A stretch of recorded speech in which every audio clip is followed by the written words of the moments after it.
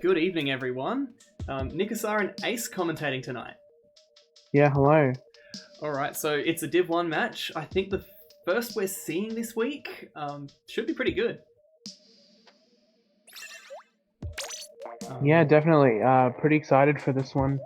Because we've got two teams in sort of similar situations. They're both, new in this season. Sort of, I hesitate to call them pickup teams, but they're, players who've been in other teams in the past playing with each other. They've both made quite a splash so far through the seeding tournament and against other Div 1 teams as well. Yeah, definitely. Both the matches I've had with them so far have been pretty fun to play. They're definitely... Both teams possess a lot of skills, so interested to see how they compare against each other. Well, of course, they've both had interesting plays so far. Diamantia put in a spirited set against Eureka, but obviously, we know from results that it was a 5-0 in Eureka's favour. Meanwhile, Lime Soda ground out a 5-4 win all the way to Game 9 against Midnight, who'd beaten them in the seeding tournament. Yeah, that match was incredible. Really, I felt a bit spoiled getting one like that so early in the season.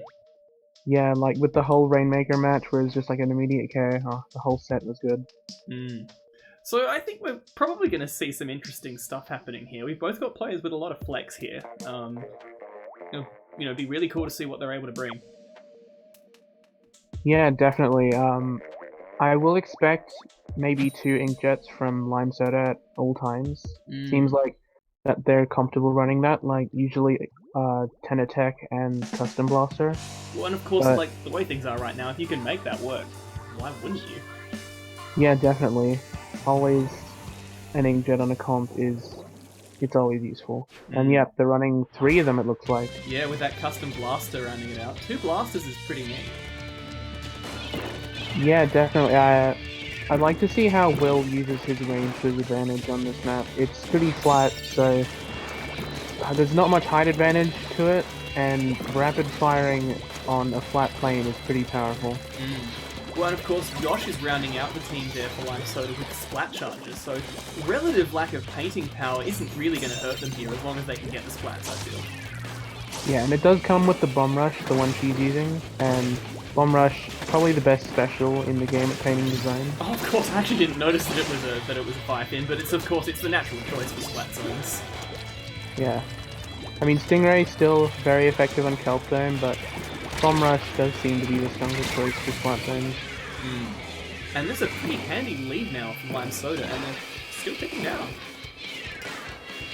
Yeah, we do see the Stingray, I believe, getting 2 splats for Diamantia. And now they've pushed back in the zone, but there's a counter Bomb Rush coming out from Lime Soda. Yes, They're seem to get 1 down from it, but now Lime Soda has lost 3 of their players. And the last one electing not to charge in unsupported, very sensibly. I think we're probably going to see a change of lead before Lime Soda are able to reassert themselves. Yeah, we're seeing 2 players from Lime Soda come in from the right and 2 from the left. Seems like they're trying to divide attention. Ready. Oh, yeah, and Will goes down, unfortunately, but here we go. Here come the inkjets. 1 from each side, assisted by some Bomb Rush from the Sniper, but the Sniper does go down. They're getting the splats, but they're not getting the paint. We see Jack on his own. He does go down, but they have another inkjet coming in, and the rest of the team supporting the zone. Not quite enough. Just not enough. Very good application by Diamantia of just that relentless objective pressure. Yeah, Lime Soda did end up getting a few specials, but it was either mistiming or miscoordination, but they didn't get much pressure onto the zone off of it. Unfortunately, they're just in a situation where they had to split their attention between, into survival and trying to get the splats they need in order to get further painting on the zone, and Diamantia didn't let them get away with that. Well, with that out of the way, it's Clan Blitz time. Certainly we're not going to see a match as fast as that, I don't think. You never know. You can get a knockout off of 1 Clan Blitz push. Though usually it doesn't happen until your basket's already been scored on to get the free clam, so you have 4 powers.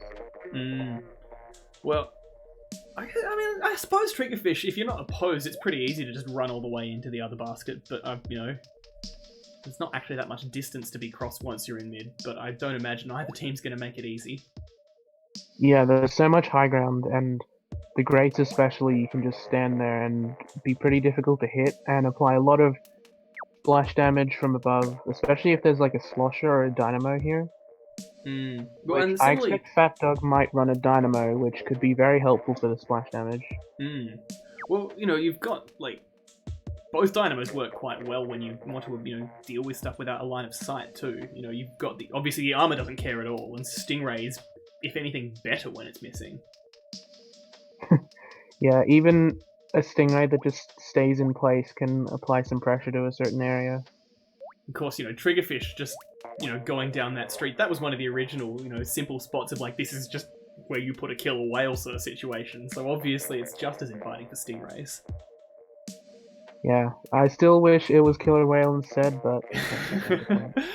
Well, you know, the game's got a fair bit of life in it yet. We may not ever see the Splat 1 specials come back, but you know, you never know. I wouldn't be completely shocked to see something. Sheldon's picks with Splat 1 specials would actually be pretty cool. That would be pretty neat. I don't know how it would break the game though, but I think it'd be cool. Alright, here we go. Well, we see Bucket, Deco, and Ballpoint coming out from Lime Soda. Apart from that, they still are running the Tenditech and Custom Blaster, and now Lime Soda, the Diamantia, I hope they pronounced the name right, they have a sloshing machine for the Stingray. I do like the Presser taking the heavy Deco rather than the standard heavy Splat. Because, you know, Bubbles and the Wall are both so handy for both attack and defense on this map. Yeah, Bubbles apply a lot of pressure. Like, they have a massive explosion radius, and if set off, they can deal major damage to the other team's defense. And of course, just having a shield up at all times with the Bubbles. Yeah, you've got the option of just leaving them there if you don't need to splat anybody with them. Yeah, absolutely. Once again, we're seeing a lot of skirmishing in the mid. It does seem like Diamantia has player advantage at this moment. Or sorry, Lime Soda. And they do have a ball. push. Yeah, this should be a solid amount of points for them. Yeah, we've got Geo up high, drops down though. Looks like tries to go for splats against the Presser rather than risking the thing. And in fact, oh no, doesn't quite manage to super jump out. I'd have thought that hiding there was a cursor to a jump, but maybe just didn't have enough time. Yeah, now we see Lime Soda getting back into mid, pushing back Diamantia so they don't quite have the opportunity to push in.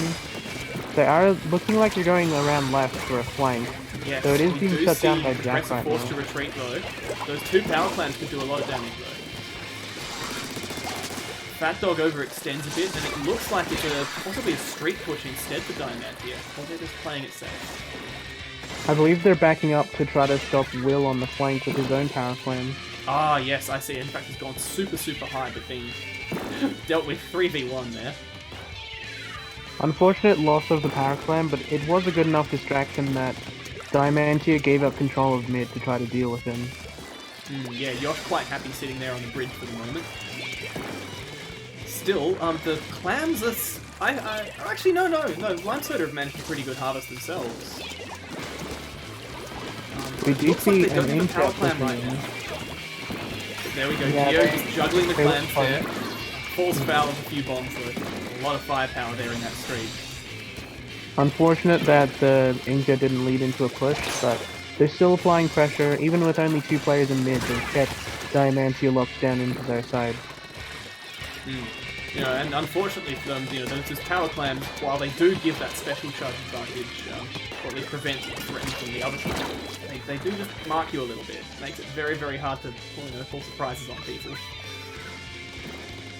Yeah, we do see some of Lime Soda are going down. We had Jack jump back to spawn to preserve his special, and it looks like Diamantia might be able to make a push out of it. They're using a Stingray now. And the Stingray as well, but that Inkjet... Oh, there we go. Jack does go down eventually to the bombs. Now they've got all 4 players and 2 power clams ready to push in. They've got also an inkjet from iFlux ready. They might use that to go in. They're And the using bubbles, just using them brilliantly, tunneling through. They miss their first toss, but they get the second in, and Goy gets it. And then we see 3 more clams from Fat Dog. Yeah. And iFlux might just retreat here and try to preserve mid control. Well, you know, a very clean initial attack and pretty reasonable returns from the subsequent push. At this point, And though, now, yeah. the freebie clam for Lime Soda means they don't really have to spend too much time building up their own clams, so they are pretty far from the lead, so they will need to establish some points before they push in. Well, yeah, of course, a single toss is going to put them at 67. So if they manage the double power clam, which like Diamantia had just done then that would be enough for a lead. But there's no guarantee that. Yeah, we do see, again, Lime Soda has control of mid, and looks like they're pushing into the baller, maybe going for a super jump. Yes, we don't see any markers, the baller just blows up into the bubbles, and it looks like instead they've just swum their way there. There we go, here come the markers. Oh, and that drop roll or dodge roll is just not enough. That might have been an accident, because if you're holding the stick and try to throw the ball in at the same time, the roll will get priority. Oh, so you're locked out of the actual throw command while you're doing the roll animation. Very unfortunate there. That blaster goes down just as its power clam built. Goy doing his best to hold off, forcing the despawn. And that's the end of overtime. So yeah, you know, as much as, you know, Diamantia obviously got a win there, and the margin on paper is quite decent. That was very, very close to an overtake. Yeah, and Lime Soda did have control of mid for a majority of the match. It just, the one time Diamantia got a push, they really scored hard. Yeah, I mean, if it hadn't been for that, you know, for Fat Dog getting cut short, they would have had a significantly larger lead too. And it was really just, you know, Lime Soda throwing everything they had there to stop it that cut it short. I guess that's a lesson that, you know, it's never safe necessarily to, you know, just play defense once you've got a lead. Yeah, you should always be trying to push if you can, but safety first if you're in the lead. Well, yeah, after that, it's turf war time. Muscle Forge, I suppose, is going to be a bit of a change of pace for both teams here.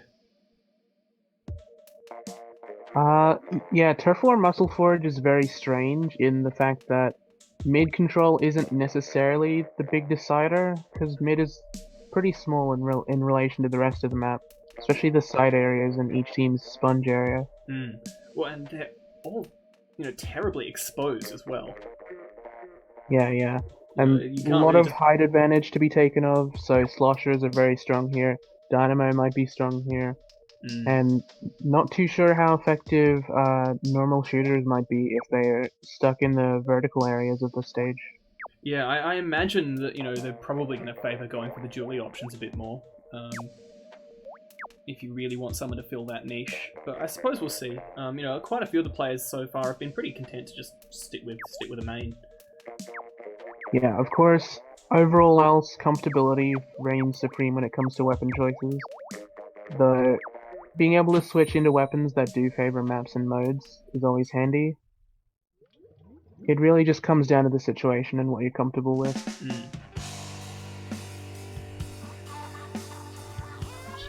Alright, so we're going in now. Turf War, Muscle Forge Fitness. We do see the Dynamo and Fat Dog. And the Splatbrella there on Will. I'd be interested to see how that one goes. Yeah, I was scrimming Lime Soda before this match, and Will's Brella was pretty scary, actually. Well, it is one of those weapons where if, like, the opponent makes the mistake of playing to its strength, there's not really anything they can do about it. Yeah, it kind of requires, in a lot of situations, a 2v1 to take out the Brella. You know, because obviously if the Brella knows you're there, then most weapons don't really have much they can do about it 1v1. Yeah, really it's only blasters that can shoot over the shield and still get the splash damage. Fat Dog just doing tremendous damage with that Dynamo there. And indeed, we've seen both teams charge straight forward towards mid and not burn too much energy on heating up their spawn areas. It's definitely a good strategy though, because as you're coming back in the second and third times, you can paint up a little to get some special before you get back into mid. And painting base immediately is a common mistake, but it seems like neither of these teams are really doing that. I suppose it's handy to have something in reserve for when you need to push back in. Yeah. But still looking pretty solid here for Diamantia. They're doing a pretty good job of just really not going down when they can help it and almost always managing to trade when it happens.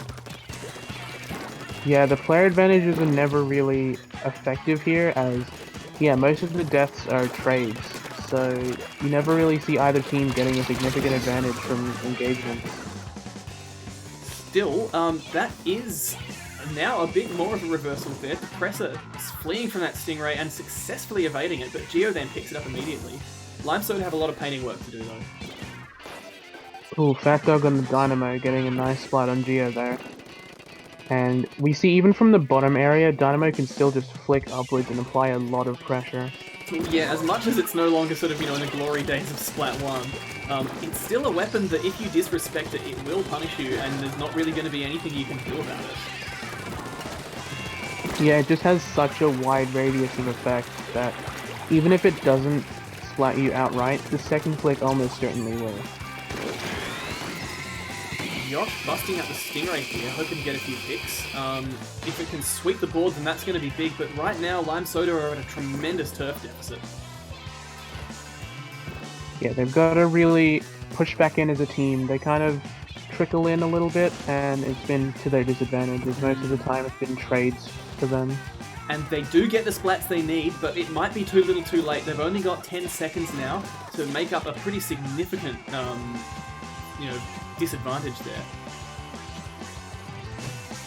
They seem to have gotten control of the map, but they haven't really painted up enough to where I'm sure that that's a guaranteed win for them. Oh yeah, I don't think I can call this one. They do get the comeback. Well done to Lime Soda. Yeah, even at T-minus 20 seconds, it was looking pretty awful for them. That's really, really impressive seeing that discipline going into that pushback.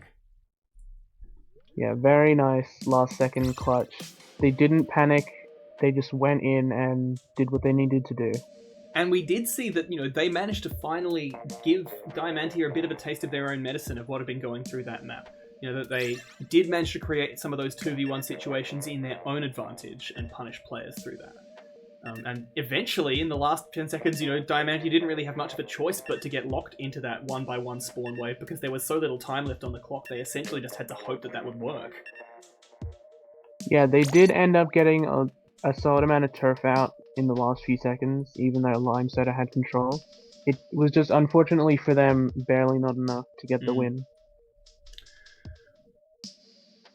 In a way, that's part of the thrill of turf. As much as it sort of gets eye rolled at from time to time, it is neat having games where you can just have that level of unknown. That information's not as perfect as it is. You don't have those hard numbers staring at you like you have in all the ranked modes of knowing, yes, I know exactly who's got the lead right now. I will say that makes the results screen pretty exciting as a spectator, but I don't know, as a player, it's a little stressful. Yeah, I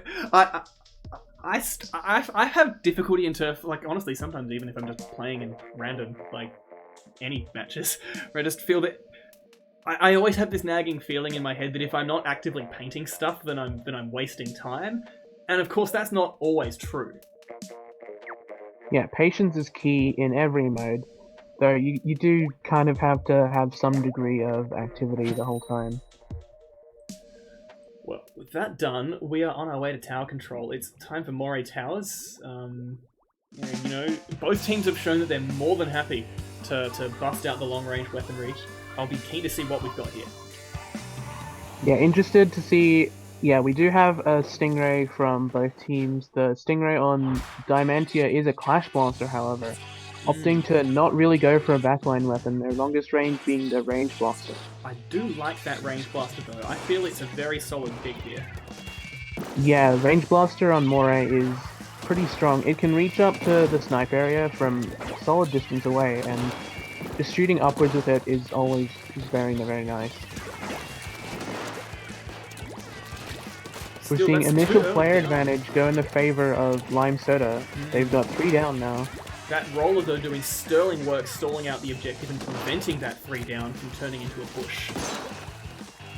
But when we just saw, in effect, Goizord putting the beacons down for his team, allowing his teammates and himself to get back into the fray really, really quickly. Faster than almost any other method, really. Well, beacons just, you know, they are beautiful the way that you can just use them to command space on the map. So, you know, obvious counterpoint being that they basically just mean you've got to essentially run a weapon without a sub as far as direct 1v1s are concerned. Though, in the case of Dapples, they don't really need a sub weapon, and their other kit has missed, so you're not missing out on that much, but... Well, of course, you know, you've got all these jokes similarly with Tetra Duelers of like, oh, they don't really have a sub and they're still one of the best weapons in the game. You know, duels when played well are just devastatingly effective. It's looking very good for Lime Soda here. They've managed to consistently keep all the battle lines very, very forward of the tower. Yeah, and even when they went down, they're just having their players jump back in, and it's working out pretty well for them. And we do see Geo and Jack teaming up on Overlook, and they do end up getting 2 splats from it. And in fact, yeah, this tower is essentially just getting a bunch of free distance because all the players on Diamantia are forced to deal with Jack. They can't go for the tower because they're just come in from the side and clean them up. And there we go. Yeah, we saw some brilliant teamwork there from Lime Soda, where they had, I believe, Jack in the inkjet, and Geo was standing below him, kind of protecting his landing point. And doing so let Jack go on to get an additional 2 splats, I believe. Yeah, I think you're right. Really securing the win. Yeah, and of course, all that attention focused up in that little corner of the map just meant that the tower itself had one of the smoothest rides I've seen in quite a while. Yeah, it's always nice just being able to stand on tower and not have to deal with any enemies. Yeah. So we're at 2-2 now. You know, I did expect that we'd be seeing a fair bit from each team, but it has been interesting that probably every win we've had so far, except for Turf on Muscleforge, was a very decisive one. Oh, I suppose I'm overstating clams, actually. Yeah, Triggerfish was a little close, but I see where you're coming from. It kind of did feel the Clamblitz match was pretty... how, you know, most of the match it was just mid-control for Lime Soda, and then Diamantia had that one good push. So realistically it was a one-sided match. It just... the results wouldn't show it. Yeah. But yeah, Kelp Dome and Moray Towers, as we've seen, both essentially just shutouts. Yeah, it's interesting to see how the balance is really shifting between the teams. Like, it seems like Lime Soda is getting a real grip on things as they... Well, even, you know, like we could see even like all of their actual combat performance in Moray Towers, just the results were so tremendously weighted in their favor compared to how it had been just one match ago. Yeah, I think it was really the teamwork that Lime Soda had that match, not just in that Overlook situation, but in mid too. They all were kind of watching their own backs and covering each other's mistakes, which was really, really effective as we saw. Well, I suppose that's, you know, as well, that's a situation where it's good to have that dedicated backline player in, like, you know, someone like filling that role like Yosh does, with the Charger, where you know that there is going to be someone who can, on a map like Moray, pretty much see the entire battlefield. Yeah, definitely. And so now we have Rainmaker on Humpback Pump Track. Could be over in 30 seconds. And could also be a very, very long standoff. And we're seeing only a tiny weapon adjustment here on Lime Soda's side. Meanwhile, Diamantia changing things up a little more. Yeah, they definitely seem comfortable to try out multiple different weapons, seeing what works. They did have iFlux on 10 attack on the previous matches. I guess he just went range blaster for comfortability on Moray, but he's back at it again. Well, and yeah, Rainmaker really looking quite dangerous there for Lime Soda, and I think they're well aware of that. Yosh now left as the sole person to prevent a push. And with Yosh down, that's a good Rainmaker shot from Fat Dog. Geo manages to stall it though. Lime Soda, very, very happy about that, but it's going to be on right now. We do see a jump in from Lime Soda and Diamantia. They are grabbing the Rainmaker, they're pushing it up. Lime Soda isn't in position to stop it. No, and Depressor just gets a KO. Clean drop. It was looking like Lime Soda might be able to get in the way there on a couple of occasions. You know, they had Will there doing sterling work with the Umbrella, but it just wasn't enough. That was just very cheeky, but just grabbing it and running. Unfortunate for Lime Soda that they just weren't in a position to stop it, but very nice effort to Diamantia for that sneaky push. And of course, on the back of 2 straight losses, that's going to be a nice morale boost for them. Yeah, certainly. Well, it's repeat mode time. Schellendorf really, you know, a very different proposition to Kelp Dome Splat Zones. I'm sure we're going to see... Well, I mean, I'm prepared to be wrong, but I suspect we're going to see significant long-range firepower coming out from both teams here. Well, yeah, you do need long-range weapons so you can have control of the roof area, and it's probably the most important part of the stage, is just having the winning weapon on the roof, where weapons like the heavy Splatling are good at painting the zone, but then they get outranged by Hydra and the Splat Chargers, so you kind of really have to just pick and choose which one you want for the situation. I mean, I'm not going to pretend that I know whether or not it'd be good, but I would like to see a ballpoint Splatling here. Ballpoint is definitely strong. It does have sort of the middle ground of being able to paint the zone and apply long-range pressure.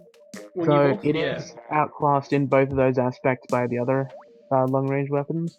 We'll have to see if just maybe a comfortability pick, because I do know that Yosh is a big fan of the ballpoint.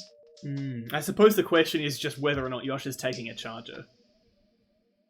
Yeah. Because, like, you know, if Yosh reckons that the Splat Charge is going to give mileage, then I don't see any reason to not take it. Absolutely. Also, of course, having a dually, typically, that can flank onto the opposing team's roof really does help the lesser ranged backline weapons.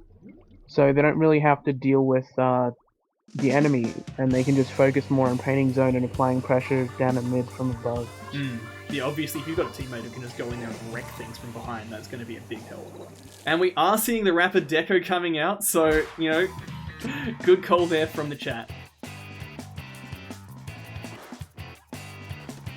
Yep, so we have Triple Inkjet again from Lime Soda, and Diamantia running 2 Inkjets as well, actually. And then we have 3 players left on the field. It's devastating. We do see that first cap go to Lime Soda. That was a lot of death just immediately. Unfortunately for them, Lime Soda coming out on top, but now Depressor was still alive, and we see that coming into effect where he's now able to use his bubble blower to... Yeah, they do cap the zone with the pressure from the bubbles. Yeah, so they still have to worry about Yosh and Jack on each team's roof. Jack going in with a splashdown, getting a very nice double kill. And then Fat Dog, meanwhile, gets Will from once again that maneuver up behind the roof. And now he's getting engaged in a little duel there on the point. Very sensitive exiting. Oh, not succeeding though. Yeah, the long range kill from Jack coming in. He's going around it again for a flank. He does get Goy, and he does get Depressor as well, so that's control of both roofs for Lime Soda. Jack does drop down. Does get a very nice trade. Almost enough to get the cap, but Lime Soda managed to get in there and just force everyone away. Still yeah, they kind of...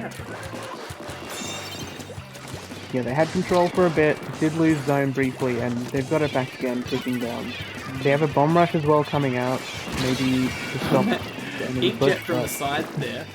Beautiful play from Goy. And I think we're looking at a recap. Yeah, it's now in the favor again of Diamantia. They kind of just have to watch out from Lime Soda coming in on the side. As I say that though, Jack from below... and that inkjet now up there on Diamantia's roof does prevail against Depressor in the end, or possibly the Charger. I couldn't quite tell what it was that got the splat. I believe it was a splat bomb detonating on the splash wall preemptively. Buyer beware with those things. And then Yosh just absolutely deadly with that Charger. Destroying people. Yeah, now using a bomb rush, throwing some on the zone, and then throwing some forward at the Depressor to apply some more pressure to the roof. Now we're seeing a bit of division between the players here. Everyone from Diamantia is kind of coming in at a different angle. It does seem to work out for them though. They now have a player advantage. And they've captured the zone. Never mind. It's just been the clean wipe. Oh, this game moves pretty fast sometimes. Very well played by Lime Soda. Just quick fluctuations in player advantages here, and we see Lime Soda just relentlessly pressuring Tide, and they're getting a lot of splats out of it. Well, that range advantage is quite telling, you know, that they're like, you know, Yosh is just able to, like, essentially just say, if you want to try and outrange the rest of my team, you're just going to be a sitting target, I'm going to destroy you. That said, we do get the clean wipe there on Lime Soda.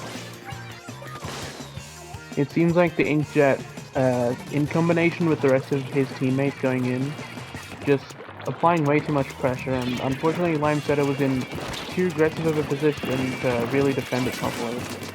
We get it stopped 1 point before the overtake. Back on Lime Soda, so they do stop it with the overtake, they still have the lead, and it's now ticking down for them. And pulling that off with those bubbles just sitting over the point, just, you know, ready to burst at a moment's notice. That, you know, takes quite a bit of steel.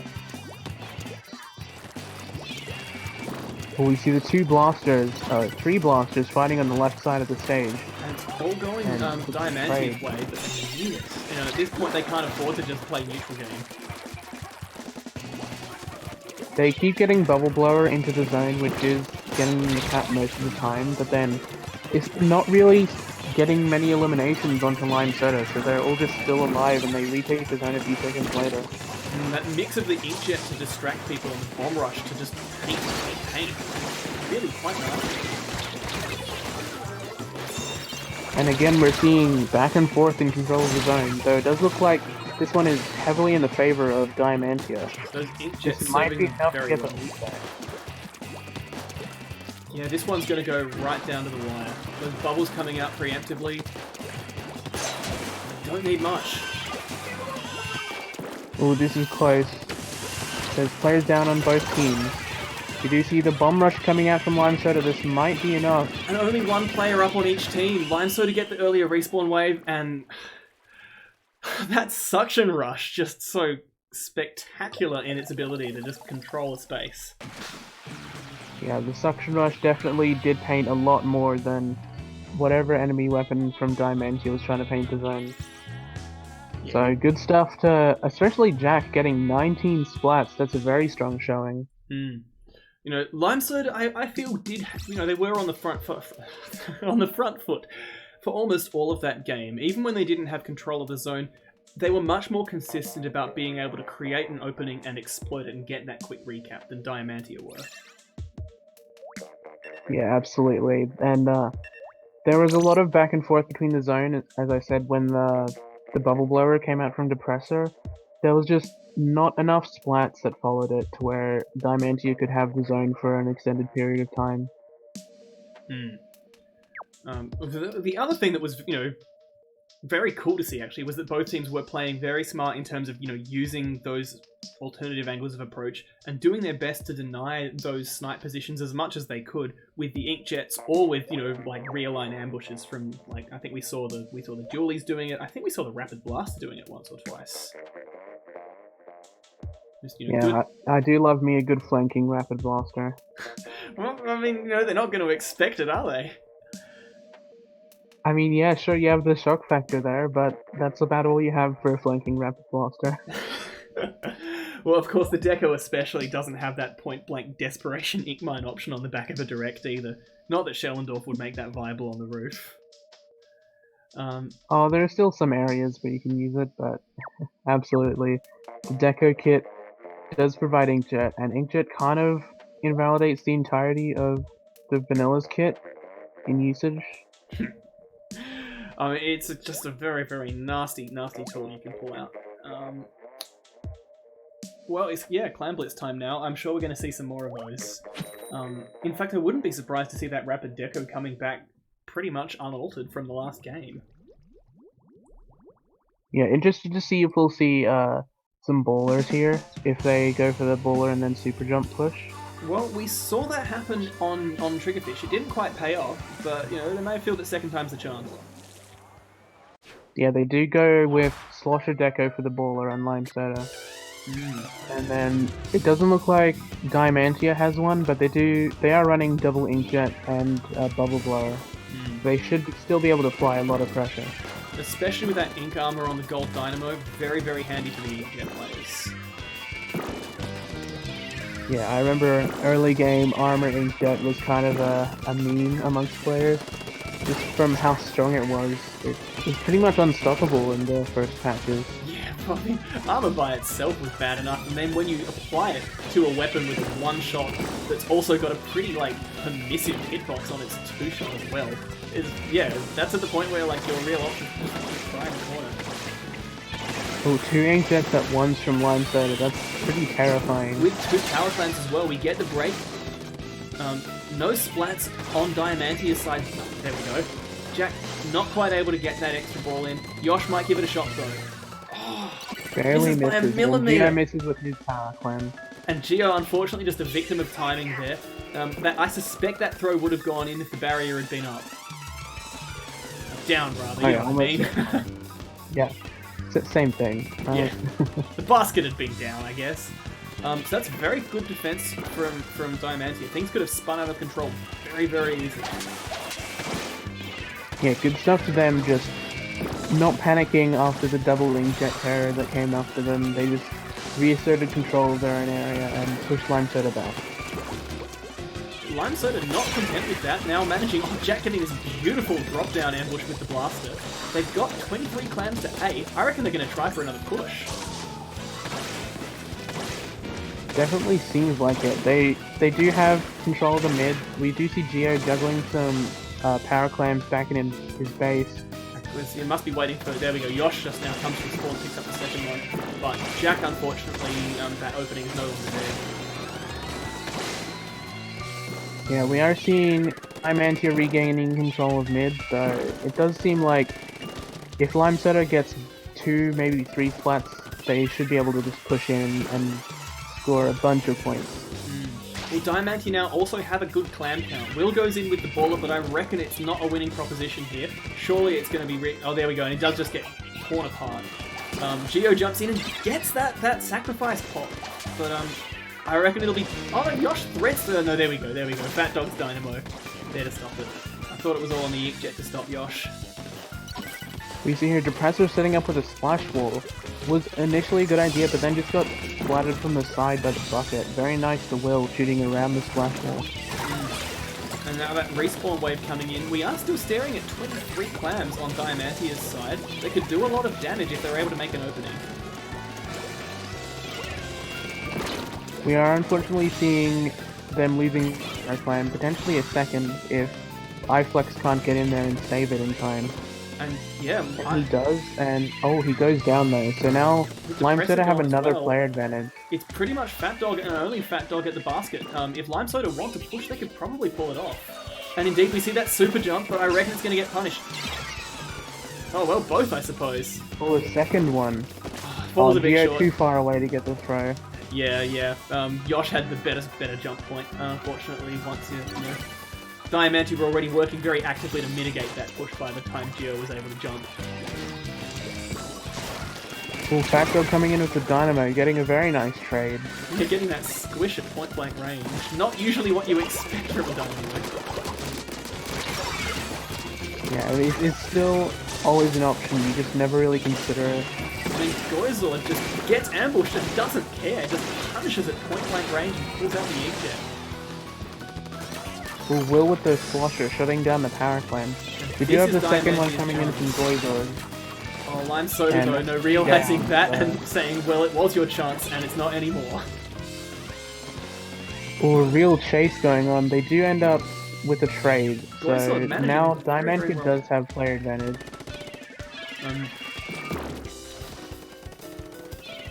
Yeah, but Lime Soda are maintaining this really, really nasty presence there. Yosh does get flanked, in fact can't get the trade, but just being there was such a threat.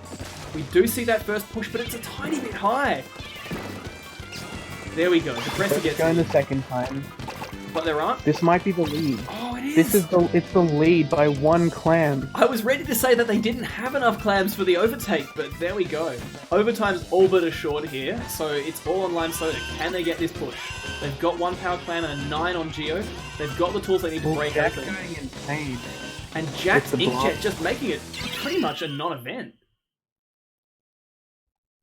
We've seen so many times just Yeah. Jack going in, getting so many directs, just clutching it out for his team.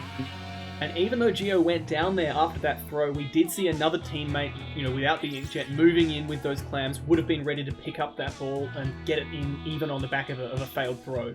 So well done to Lime Soda. They didn't, they were staring down exactly what had happened to them on Triggerfish, and they weren't going to let it happen again. Yeah, they definitely had a lot better pushes in that match. They did do very well also in the last 10 seconds of not panicking after they lost the lead. It was definitely crucial to them being able to push back in and get the score they eventually won with. Well, of course, that's one of the problems of having a push that late in the game. Obviously, for the sake of an overtake, you don't have much of a choice. Is that you pretty much guarantee that there will be an overtime counter push. You can't prevent that super clam from spawning unless you keep your push going all the way through to the end of game time. If the basket closes in the last few seconds, you can't really do anything about it. Yeah, it's very risky too, that overtime in the last few seconds, because either if the power clam gets eliminated or there's no power clams for the enemy team, there's no overtime, or it ends, and you also do have like a 30-second time limit before you have to score.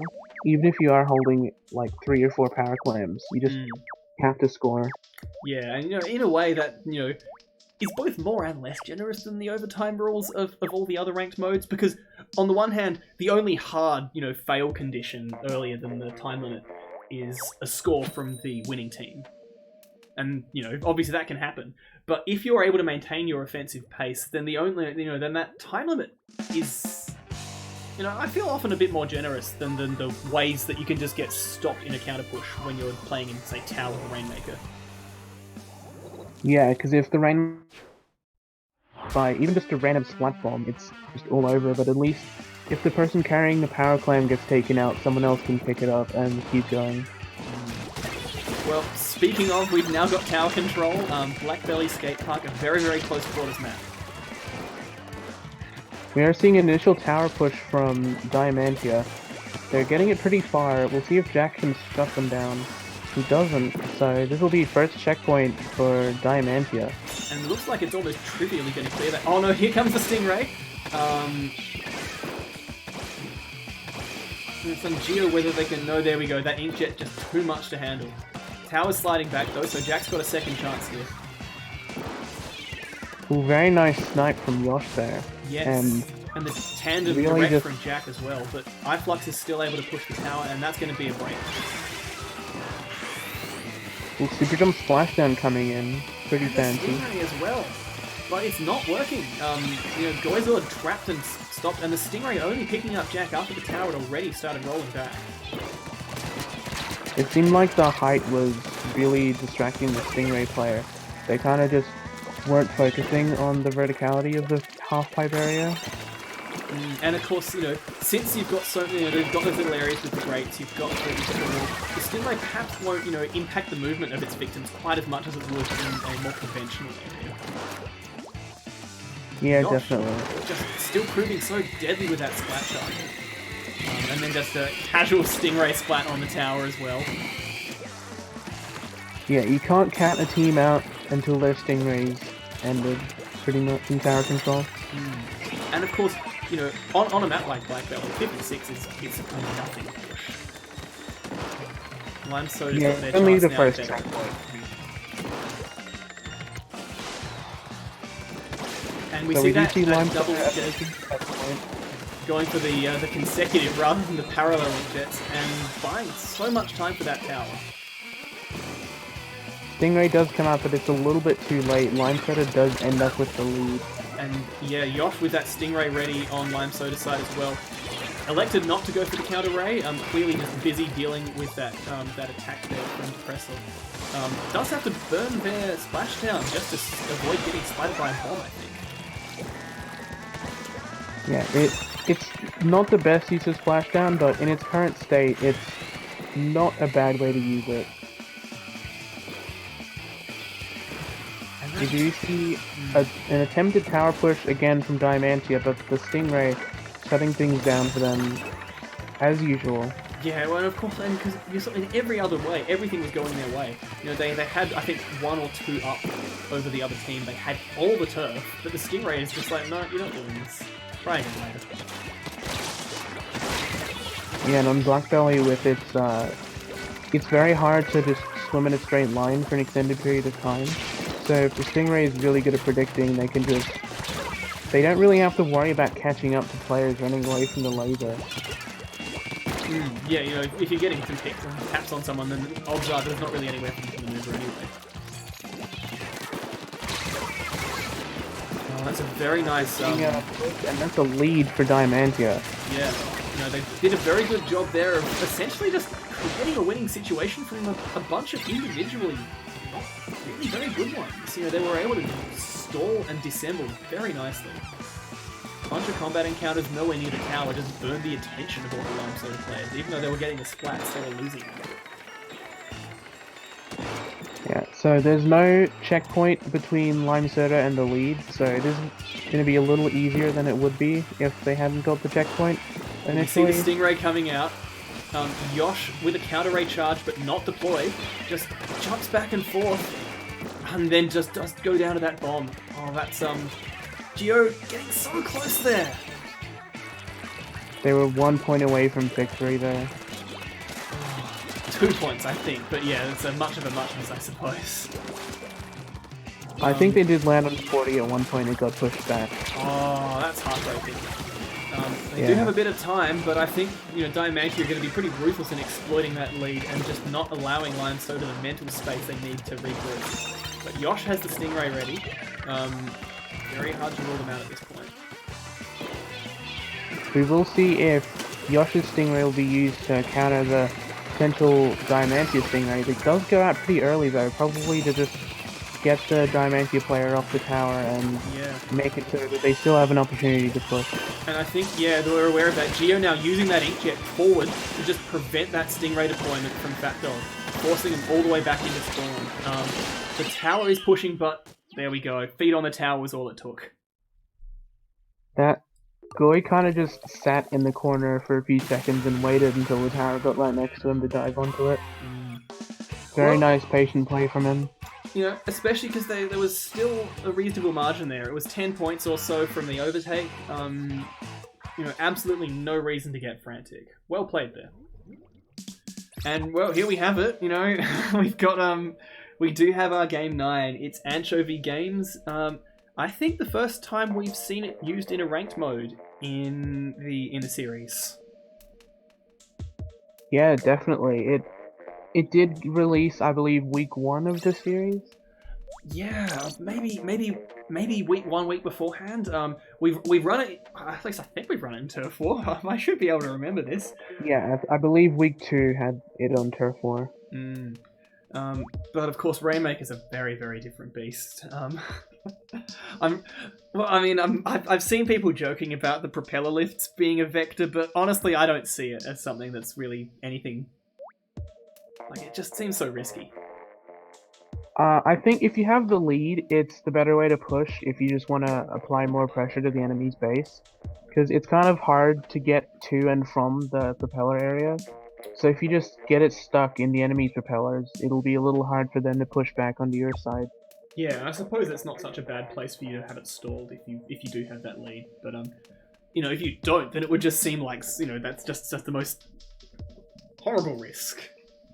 I guess that's all it comes down to, really. Whether or not you can afford to play it safe.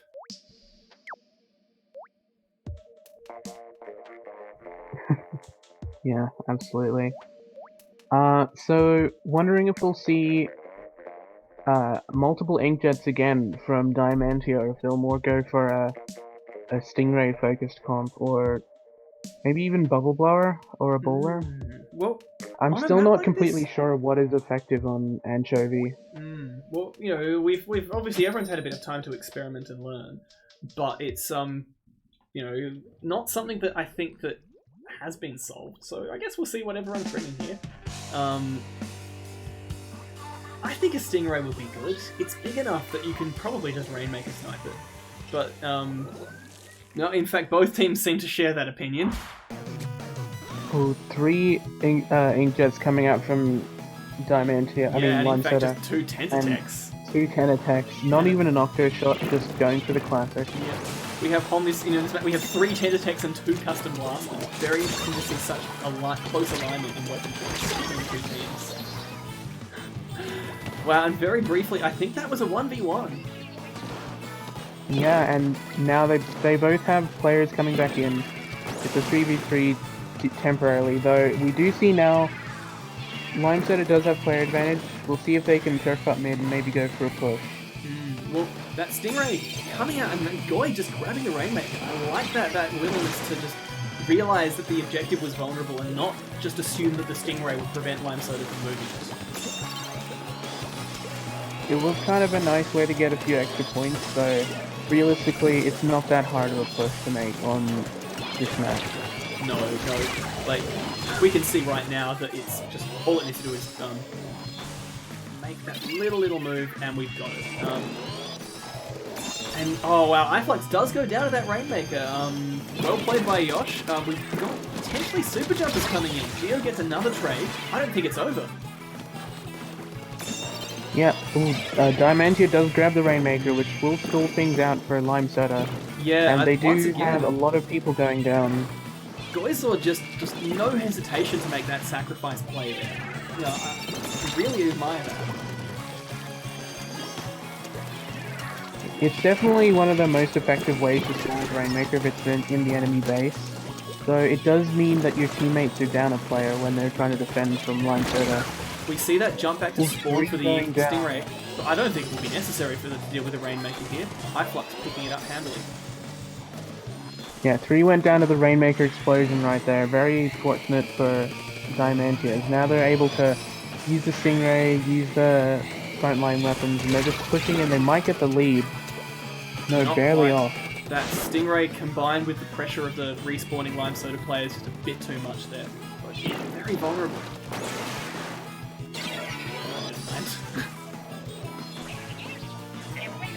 Well, we see 2 this way. Maybe conflicting opinions.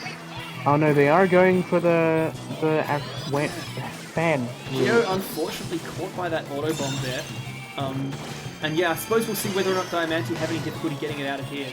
We do have Geo and Will both waiting for them, but they've got 3 players lined up there. Oh yeah. We are seeing Lime Soda players coming in from behind, so it doesn't seem like they're going to be able to re-grab the Rainmaker. Yeah, and we it does do see the reset reset, in that. fact. Geo wasting no time in cracking as it you open. were saying before the match, how the fan push is pretty risky, and it didn't really pay off for Lime Soda in that situation. Yeah, they didn't really gain much, unless you count stalling out the clock, but I feel Geo stopped just shy of extending the lead there. Not a comfortable situation for Lime Soda. They've just gone down 3 players briefly, and there's not really any contesting the fact that Diamantia have got Rainmaker. Oh boy. Jack does stomp them up on their plat though, so this is still a good position for Lime Soda. That's really, I think, just very unfortunate coordination there on Diamantia's part. Their Rainmaker was completely unprotected. And Jack was able to disrespect the mid control, just swan in, and just stop the Rainmaker cold in its tracks. So we do see a wipe onto Lime Soda, though they have still applied a lot of pressure to the plat of Diamantia, keeping the Rainmaker on their side for most of this match, actually. Yeah, they've done a very good job of just like dictating where the fights are happening, even if they're not necessarily winning. And that Stingray does eventually create the pressure needed for the Rainmaker splat, even if it doesn't get it directly. Alright, wondering if Lime Soda are going to pick it up and push again, or if they'll just try to hold it in mid and let the Rainmaker reset to bring its shield back up. If they can make the reset happen, I think that's the smart play. They can probably win a shield tug of war. We are seeing specials coming out from both teams. This is kind of just last second who can get the Rainmaker first, and And Lime seems like Soda Lime quite Soda's content to defending just really leave that well. shield there. I don't think it's possible now. I think Diamantia have just unfortunately been stalled a bit too much and they're not going to be able to pick it up. Commentator's curse, Mika. Commentator's Never mind. curse. But It does pay out for Lime Soda in the end though. Very nice 5-4 win for them, and good job to both teams. because of course that's that problem that, you know, if you leave it that late, you've got no choice but to be predictable.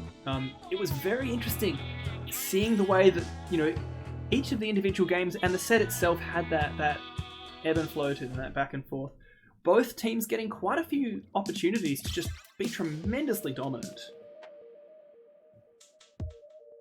You know, you sort of sometimes you get games where like it's an even score and pretty much every one of the individual matches could have gone either way, and there were quite a few here that, you know, absolutely did not work that way. Yeah, there was very much a lot of back and forth throughout the set, and sometimes even just in one game, it was very back and forth. Could have really gone either way who won the overall set, but good job to Lime Soda ending up with the clutch victory in Rainmaker on Anchovy Games. Yeah, you know, with the slimmest of winning margins, you could, you know, really just barely even a lead, and they were able just to make it work. So that's two 9-game victories to Lime Soda now. That's they've probably played more games now than some teams are going to play like throughout the entire season.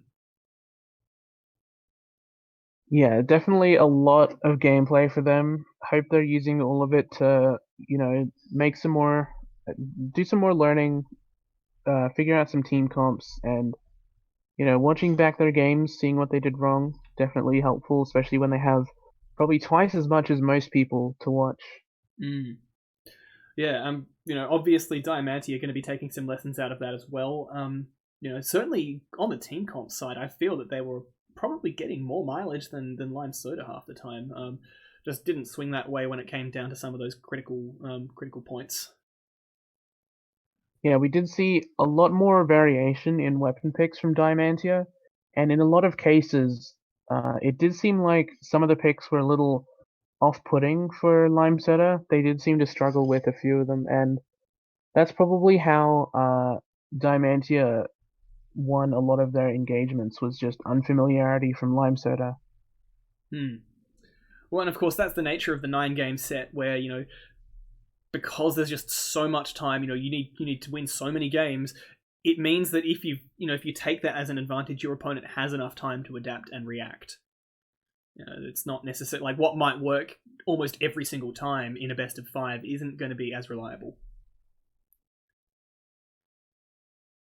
Yeah, absolutely. The long amount of time that teams have to adjust, it's very noticeable in very long 9-game sets.